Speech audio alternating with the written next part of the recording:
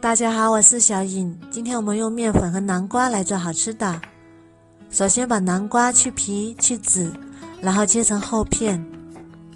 去皮的南瓜大概250克左右，装入料理机里，加300毫升清水，选择果汁键，打成南瓜汁，再过滤出来250毫升南瓜汁备用。再准备400克高筋面粉，加4克盐，增加面粉的筋性。再慢慢倒入南瓜汁，一边倒一边搅拌，搅拌成这种面絮状，再揉成面团。在揉的过程中，如果觉得有阻力揉不动，或者是非常的粘手，那么先不揉，先盖上醒10分钟。10分钟之后再来揉面，几分钟就能把面团揉得非常的光滑。像这样软硬适中的光滑面团就可以。再把它平均分成3份，再把每个小面团都揉成圆形，像这样就可以啦。再用手轻轻拍扁，然后用擀面杖擀得再薄一点，不需要太薄，1厘米左右就可以，这样就可以啦。再准备一个盘子，抹上食用油，把面饼放入盘子里，也抹上食用油，把3张面饼重叠在一起，抹上食用油，然后盖上保鲜膜，放入冰箱里冷藏醒面1个晚上。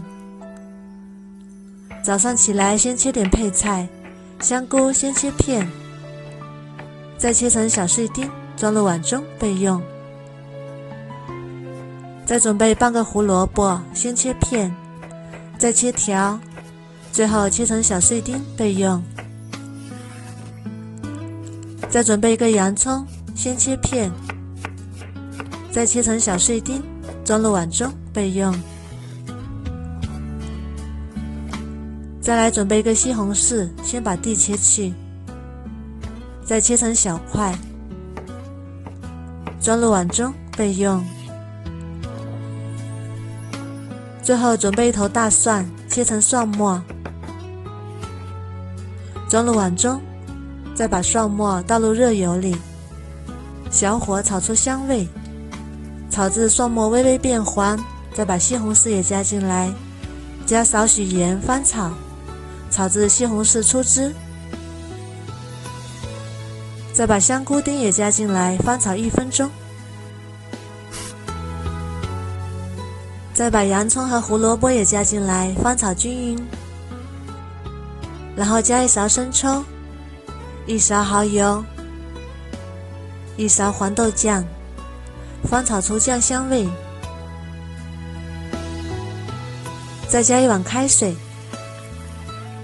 然后盖上煮3分钟，时间差不多啦，再加1碗水淀粉，煮至汤汁变粘稠，像这样就可以啦，然后关火备用。